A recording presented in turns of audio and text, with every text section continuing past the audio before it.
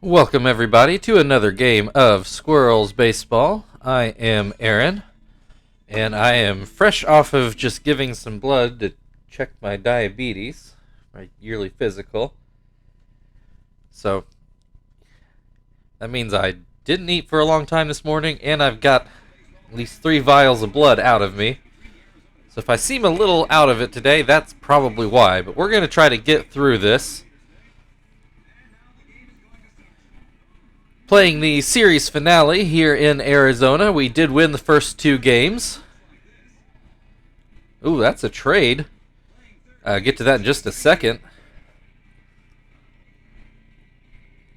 Though, actually, I think he was on the Diamondbacks last year.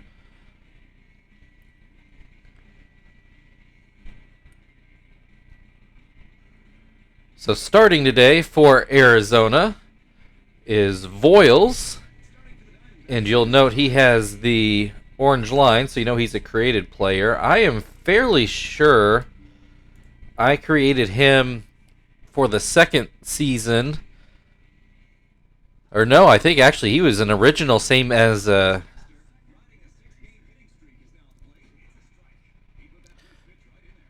no, I think I was right the first time. So my thought, sorry, I was sitting here thinking and not talking, which does you guys no good.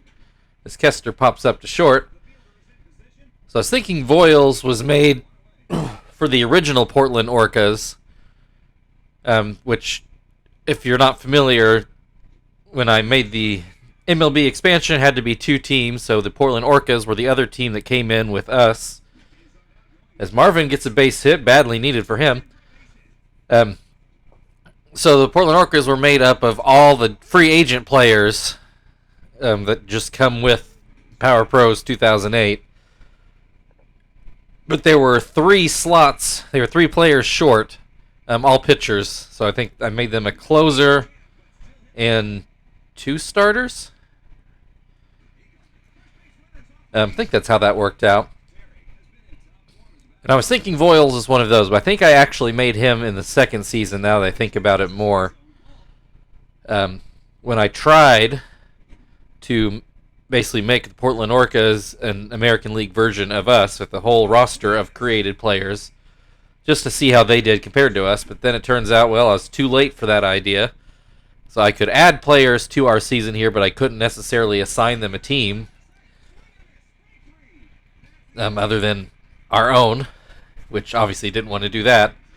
So they ended up just being released into the wild, and so that's what kind of started that tradition of me adding 25 new guys every season.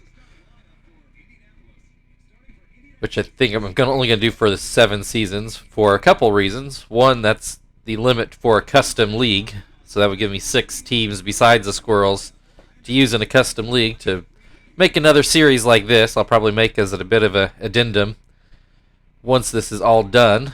The 10 seasons are up. And secondly, all of the birthdays, you set a birth year, and an age. So I quickly found out the default age is 20 when you make a player. And I found out that in this season they were all getting aged up accordingly because, you know, instead of 2008 in this game, it's 2011 now, so all those players are 3 years older. So I started making the players as young as I could, which is, I believe, 19. So by the time I get to kind of those end-line guys that I'm going to make, they're going to be pretty old for making their major league debut. Which isn't impossible, but it's probably going to be old enough that it's better to leave it alone at that point. And all that to say, I thought Voiles was an OG, but I think he's actually in his... Well, I guess this would actually be his 3rd major league year. And I'm pretty sure we faced him last year on the Diamondbacks as well. And that's a good place to stop the story because now we are through 1 inning. No score. Marvin has been the only hit so far. Voiles winds, delivers, and delivers high to Frank. Similar pitch. I thought that was actually even higher, but Voiles gets the call on that one. Then gets Frank to swing and miss on a curveball. 1-2 the count. Does get some bat on that one, but right to Tracy at third for the first out. That'll bring Tom up to the plate. He looks at a strike. You know, I was talking all that about the created players and how Voiles fits in and all that, and I actually didn't catch his record. So he has a good ERA, so I assume he's doing okay this year, but I didn't see his record. Tom has a full count, and he pops that one into center. Caicedo right there to make the play. So Zach's turn at the plate to see if he can keep this inning alive. First pitch too far outside, maybe a little high as well. That one in the dirt. 2-0 the count. And he looks at strike one. Smacks that one down the line, but it does curve foul on the right side. 2-2 the count. Voiles delivers a not super great pitch, but Zach swung and missed, so that will end the inning. We'll go to the bottom of the second. Luke Scott will lead things off for the Diamondbacks. Also, sorry, I'm feeling really stuffy today for some reason, so if my voice sounds a little off, that's probably why, but I don't know why I'm stuffy. Maybe all the rain we've gotten here lately, or at least a little bit of pollen. Scott has a 1-2 count. Graves throws a changeup and gets him to swing and miss for out number one. Chris Jackson at the plate now. And he looks at strike one. Looks at ball one. Swings and misses 1-2. Graves doesn't get the call on that low fastball. 2-2 the count. Grounds that one towards second. Kester picks it up and gets the second out of the inning. Stephen Drew now at the plate. He looks at strike one on a low and outside fastball. That slider too low. And a swing and a miss, 1-2. Swing and a miss, strike three.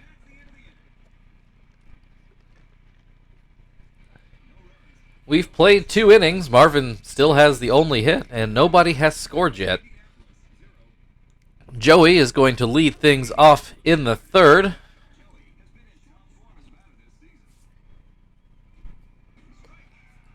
I'm going to have to blow my nose here. Sorry, everybody.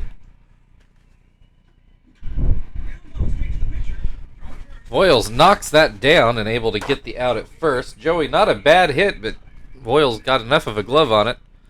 Graves is going to take his turn at the plate. He's still looking for his first hit of the year. He's always been one of probably our weakest hitting pitcher this whole time, but even he's usually gotten a hit by now. But he's going to still search as he lines that one softly to third, and Tracy puts it away for out number 2. That'll bring Kester to the plate to see if we can get anything going this inning. And he looks at strike one. Smacks that one. That will be a hit into right. So we've got a single. That'll bring Marvin to the plate. That hit he got last inning, or first inning, brings his average up to 160. Swings and misses. He's got an 0-2 count. Swings and misses, strike three.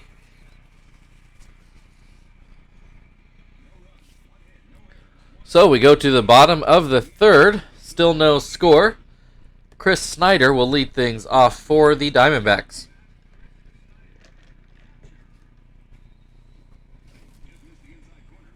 Graves opens him with a low ball. And that's lined softly towards second. Kester able to get over and make the grab. So one down, Justin Upton at the plate. He looks at strike one.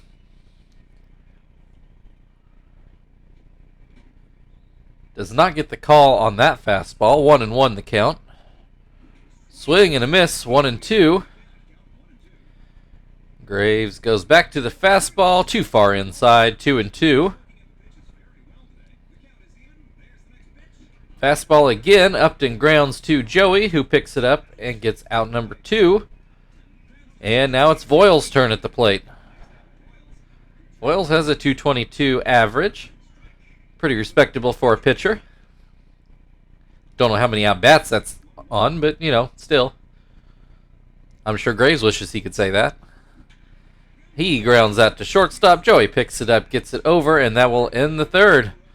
Third of the way through the game, no score. This is shaping up to be more like yesterday's game as opposed to the first game in the series. Chief is going to lead off in the fourth. He flew out his first time up. He gets a good pitch to hit, but unfortunately fouls it off down the stands on the right side. That curveball in the dirt.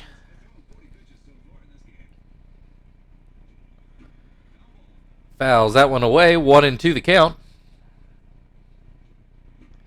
Fouls another away, we'll do it again.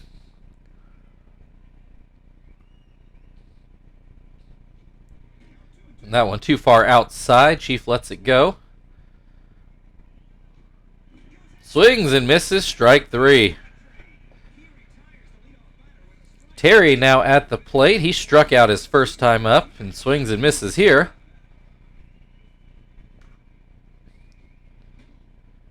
And that pitch a little wild, up and out. I feel like that one might have slipped on Voiles.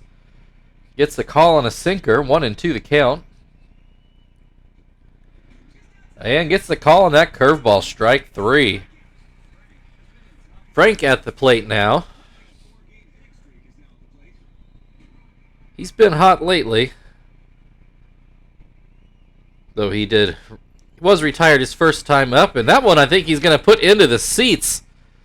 Oh yeah, no question. 413 feet for his second homer of the year. And that will be the first run of the game off a blast from Frank. Deep into left center. And what's sad is I think our ballpark would have held that because our left center is ridiculous. So now, Squirrels 1, Diamondbacks 0, and Tom is at the plate to see if we can tack on anything else. Voiles has him with an 0-2 count, though. And swing and a miss, and that will end the top of the fourth, but not before Frank can make it 1-0 on a crushed ball to left center. It's 1-0 Indianapolis. Orlando Hudson will lead off things for Arizona in the bottom of the fourth. Oh, and Hudson hits one deep. Is Marvin going to be able to get to it? He will not. That's going to be at least a double for O-Dog. He does stop at second, so there goes the no-hitter in the perfect game. Not that we threatened hard for that one yet, but he did get through a perfect first time through the order. Caicedo grounds to first. Terry picks it up and steps on third, but that allows Hudson to get over to third. I think I said that right. Terry stepped on first and then through to third, but it was too late. So, one out, runner on third. Chad Tracy at the plate. He swings and misses for strike 3. So, 2 down now. Luke Scott, Arizona's last chance to get this run in and get the game tied again. Starts off with a ball. Fouls that one away, 1-1. That fastball too low. And that fastball too high. 3-1 the count. Probably not a situation Graves wants to walk. He does get a called strike on a slider. Full count, swing and a miss, strike 3. Graves able to dance around that leadoff double and get out of the inning with nothing scored. We've played 4, Indianapolis 1, Arizona 0. And Zach will lead things off here in the 5th.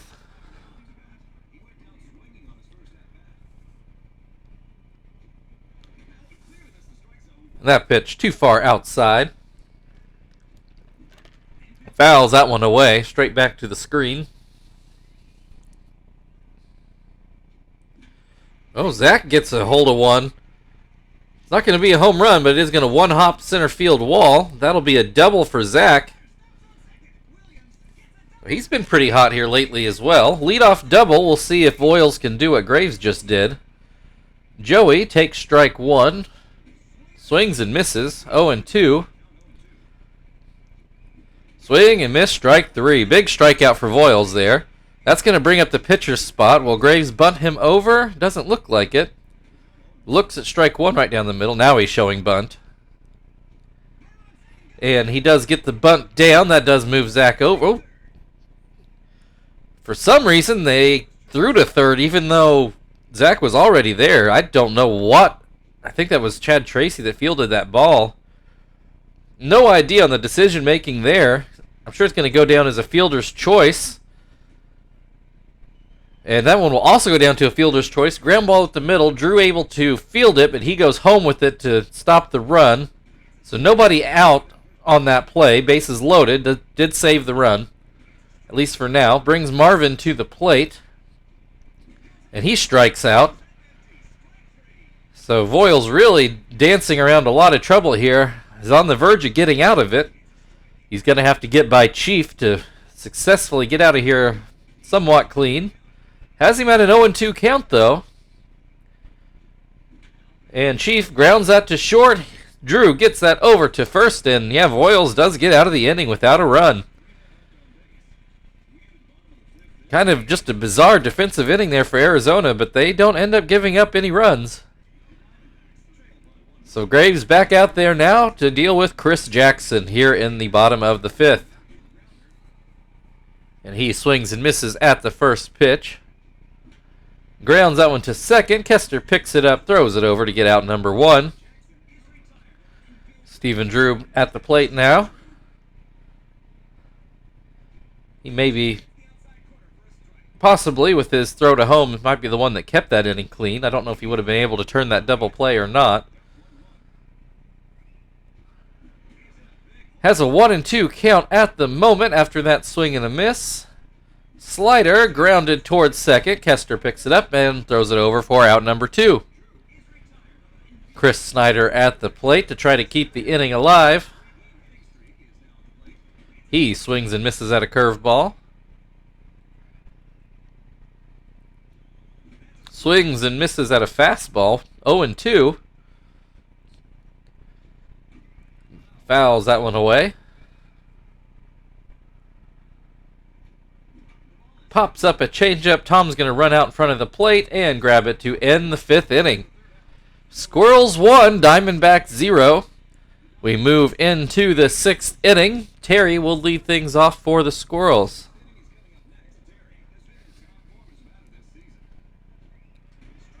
He looks at strike one. Oh, he struck out his first time up. I don't remember what he did last time. I feel like he might have struck out again. He gets a hold of that one, though. That one's also going to make the seats. Curves right around the foul pole down the right field line for his fourth home run of the year. A real line drive shot that just got out of here before it could curve foul. That'll make it 2-0 Squirrels as we get a replay. We'll see just how close that came to going foul. Well, not from this angle, really. I'm a little surprised it didn't hit the foul pole, but 2-0 now off of two solo home runs, and Frank, who homered his last time up, now at the plate with nobody out. Looks at strike one, swings and misses at strike two. That sinker down and in. Frank let it be. Same with that outside sinker, 2-2. Swing and a miss, strike three. Must admit, I don't remember what the apple ball is for Voiles.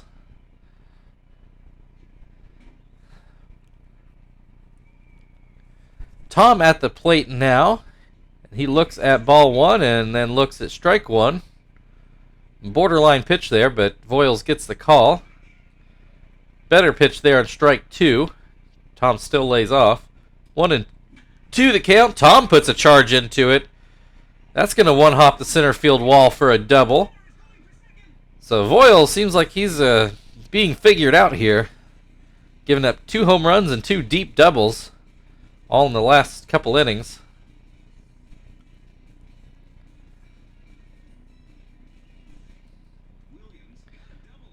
And here is Zach. He hit the other deep double last inning. And he looks at strike 1. He hits that one into right field. That's going to get down for a hit. And Tom comes home to score to make it 3-0 Indianapolis. Looks like that's going to end Voile's day, which is probably for the best. And Pettit's going to come into the game. See if he can close the door on this 6th inning here.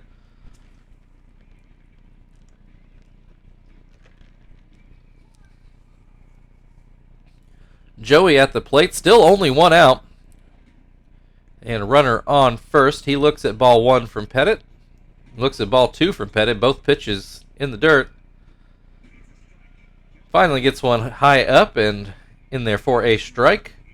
Swing and a miss, 2-2. Oh, gets the call on a low fastball. Joey doesn't like it, but is what it is.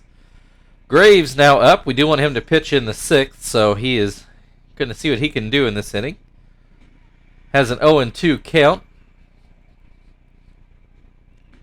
And that fastball too far outside. Graves doesn't go chasing it. Does swing at that one and grounds it right back to Pettit. He gets over to first to end the top of the 6th. Squirrels add 2 more to make it 3-0 Indianapolis. 8-9-1 coming up for Arizona. So Graves stays out to pitch the 6th inning. This is planned to be his last, and Justin Upton will be his first batter. And Upton fouls that away down the right field side.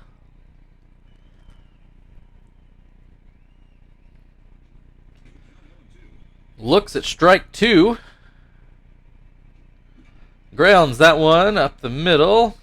Kester grabs it and gets it over for out number 1. It was softly up the middle. I don't think it had any prayer being hit. It was just who was going to pick it up. Pitcher spot, Pettit up at the plate. Diamondbacks are going to let him hit. Does have a 250 average. I'm assuming not very many at-bats. 2-2 the count. Or sorry, 2-0 the count. 2-1 the count now. I don't know where I pulled 2-2 from. Now it's 2-2 after that swing and a miss. And Pettit softly behind second base. Kester able to get over and grab it for the 2nd out. Thought that one might get down for him off the bat, but stayed up long enough for Kester to make the play. That'll bring Orlando Hudson to the plate. He doubled his last time up. Has a 1-1 count at the moment as Graves winds and delivers a strike. Swing and a miss on that fastball. 1-2 the count. And he looks at a fastball right down the middle for strike 3, and that will end the 6th inning. 2/3 of the way through the game. Indianapolis 3, Arizona 0. And Kester will lead things off in the 7th. He looks at strike 1. Grounds that to 3rd. Tracy picks it up and throws it over. 1 down. Marvin now at the plate. Led off with a single, but has struck out twice since. And looks at strike 1 here. Swing and a miss, strike 2. Swing and a miss, strike 3.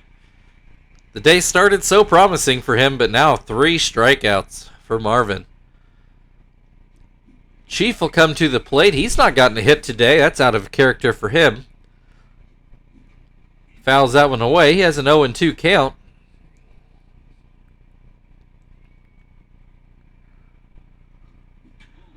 Grounds that one to 3rd. Tracy picks it up, takes a step, throws it over, and that will bring us to the stretch. We'll even see a replay of that one. I don't know if it warranted it, but the game's showing it to us.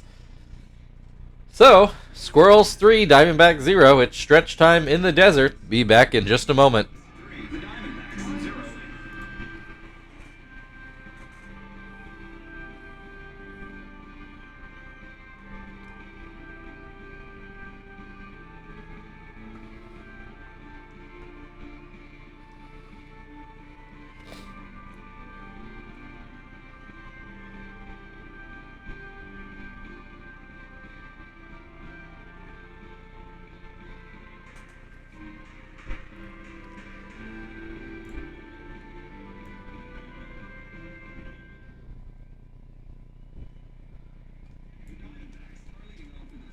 Okay.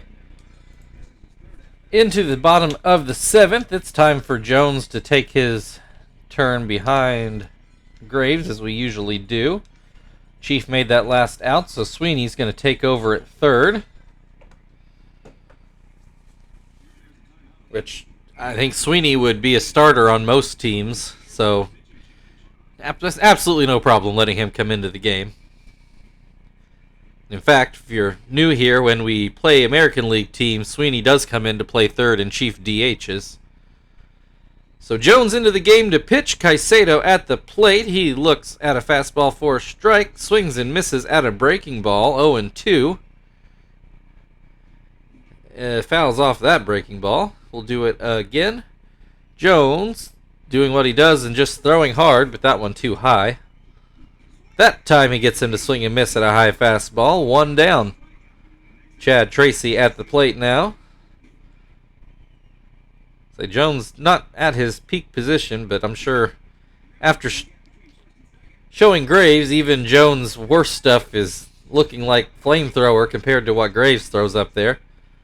Grounder to first. Gets us the second out of the inning. Luke Scott now at the plate. He pops that up behind shortstop Joey, able to get back and make the play for out number 3. So smooth sailing for Jones in his part of the inning. We'll go to the 8th. Terry will lead things off. He struck out twice and homered.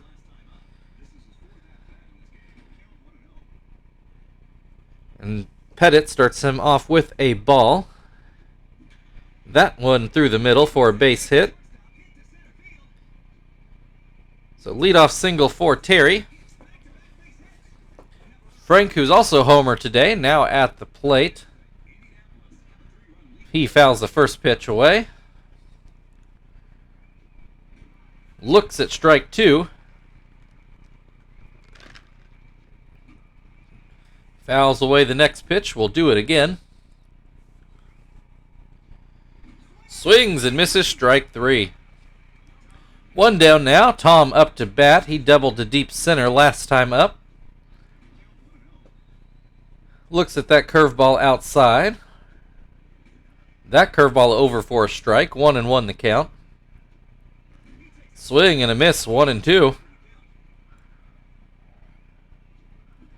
Grounds out to third. Tracy throws to second. Out number 1. Hudson over to first. Tom able to beat out that double play attempt. Zach at the plate. He's doubled to deep center and singled today.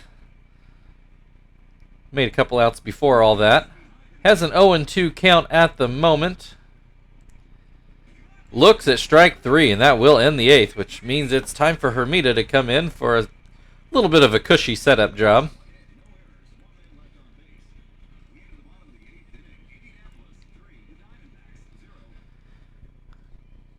All right.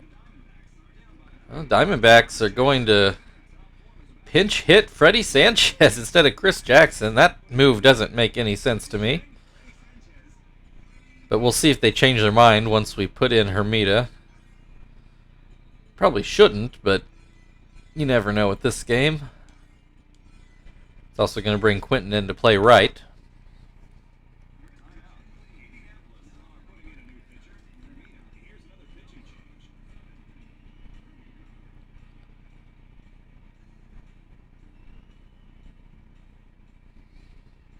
All right, so Freddie Sanchez will lead off the bottom of the 8th.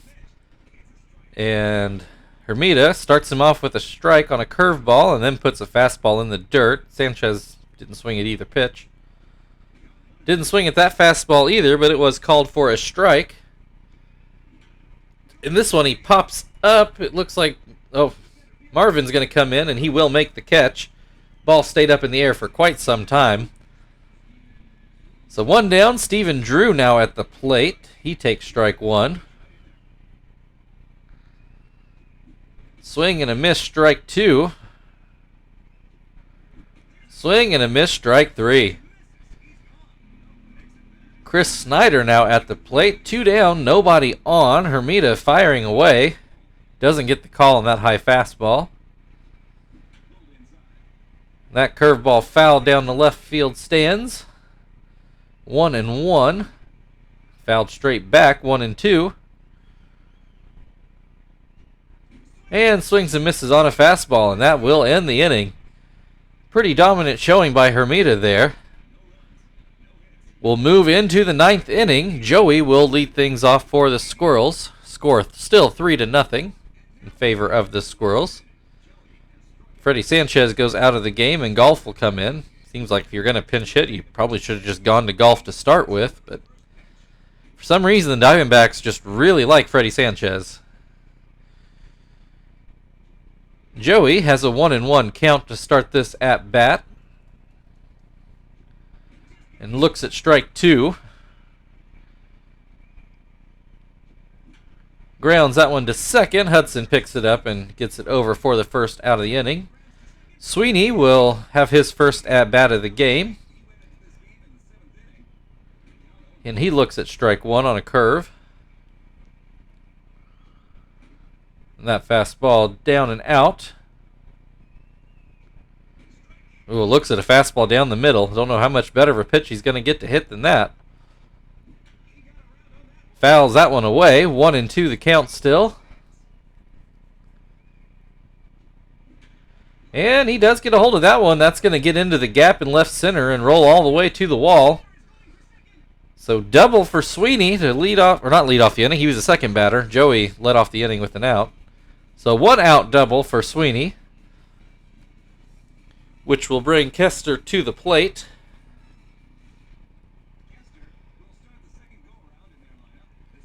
I don't think Kester has gotten a hit today, but I could be misremembering that. Has a 1-1 count at the moment. That's going to be a hit, though, also into left center. It's not going to roll to the wall, but it's going to be deep enough. Sweeney comes in to score.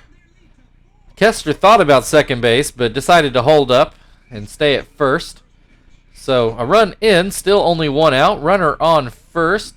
Marvin does get that into right field for his second hit of the day. Kester goes to third.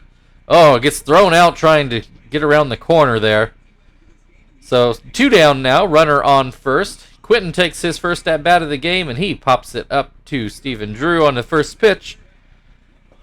And that is the last out at the top of the 9th. Now a 4-0 Squirrels lead, so no longer a save situation. I could keep Hermida in to get a save, but he's already slightly winded as it is.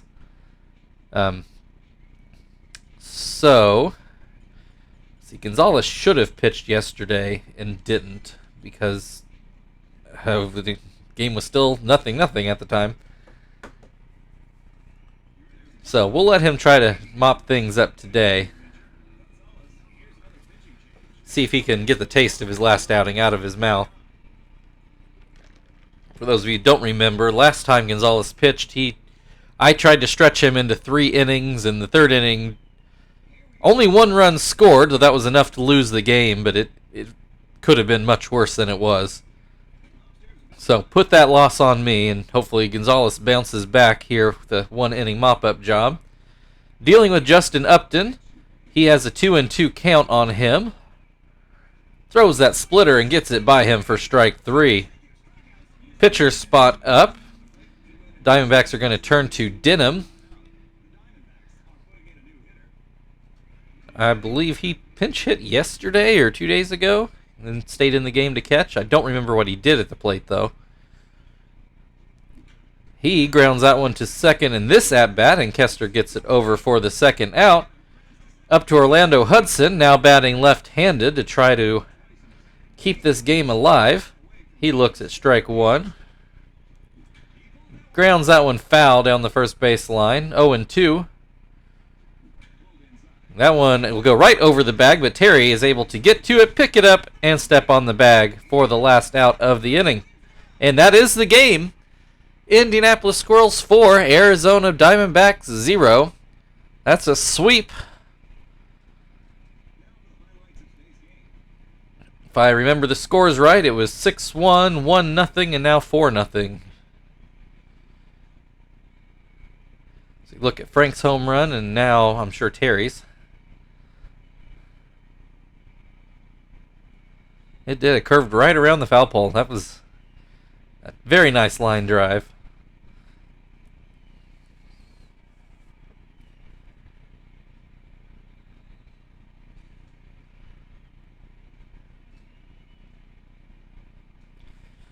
All right, Graves, your player of the game. He did pitch 6 shutout, 1-hit innings. In fact, the Diamondbacks' only hit of the game was Orlando Hudson's leadoff double in the 4th inning. So, thank you everybody for watching. I don't remember who we play next. I want to say Milwaukee, but I am not sure of that at all. So, it'll be a surprise to all of us tomorrow when I record the game, who we're playing and where we're at. If you'd like to like, subscribe, all that good stuff, feel very free. Otherwise, we'll see you all tomorrow.